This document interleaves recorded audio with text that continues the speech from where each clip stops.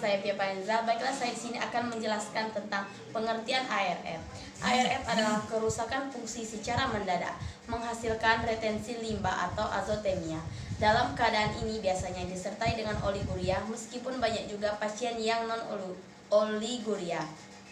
Nah, pada awalnya pasien dengan ARF tidak menyadari gejala yang muncul di awal, namun ada beberapa gejala yang akan muncul seperti yang pertama itu ada urin sedikit, yang kedua itu ada bengkak di tungkai, pergelangan kaki atau kaki, yang ketiga ada merasa lelah, 4 kesulitan mengatur napas, yang kelima mengalami kejang atau koma jika sudah sangat parah.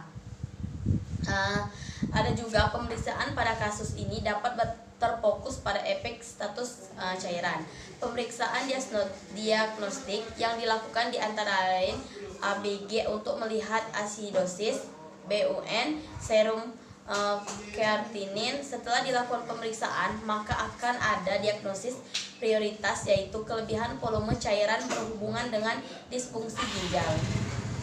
Selanjutnya, pelaksanaan keperawatan yang dapat dilakukan antara lain resusitasi cairan dengan kristaloid dan koloid, pemantauan hemodinamik, masukkan kateter drainase kemih dengan akut, rekam per jam, pembatasan cairan sesuai dengan pantauan ABG untuk menjaga pH, edukasi keluarga dan pasien tentang prognosis AKI, pemberian cairan dan obat guna meningkatkan perfusi, yaitu sodium bikarbonat ditambahkan dengan larutan alkalinis, manitol diuretik ostomotik dibarukan ke regimen bikar, dan monitor untuk mencegah asidosis dan hiperkalemia.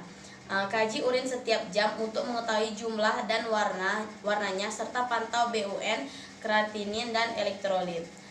Ketika seseorang mengalami penyakit ginjal dalam waktu yang lama, maka orang tersebut akan mengalami kronik renal failure atau CRF. Laku penurunan fungsi ginjal dan proses gagal ginjal kronis berhubungan dengan pengeluaran protein melalui urin dan adanya hipertensi.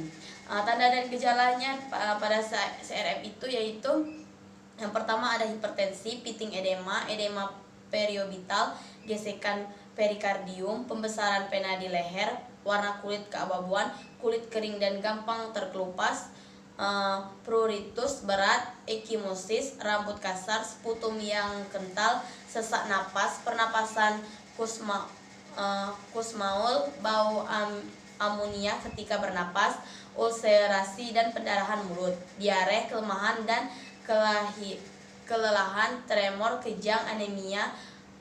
Selanjutnya ada penataksaan farmakologi, hiperfosfatemia dan hipokalsemia, diuresis, penitolin, dialisis, suplemen besi. Pelaksanaan keperawatan pada kasus CRF adalah kaji status cairan dan identifikasi sumber potensi ketidakseimbangan cairan. Tetapkan program diet, berikan dukungan perasaan positif untuk keluarga dan pasien. Berikan penjelasan dan informasi kepada pasien dan keluarga mengenai tujuan dan tindakan. Perubahan sistemik terjadi ketika fungsi ginjal secara keseluruhan kurang dari 20-25% dari normal. Insufisiensi ginjal 75%, kehilangan nefron, bukti gangguan kapasitas ginjal yang tampak berupa azotemia ringan, gangguan kemampuan konsentrasi urin ringan, dan anemia. Beberapa faktor yang memperparah penyakit pada tahap ini dengan meningkatkan kerusakan nefron adalah infeksi. Sekian penjelasan dari saya ucapkan terima kasih.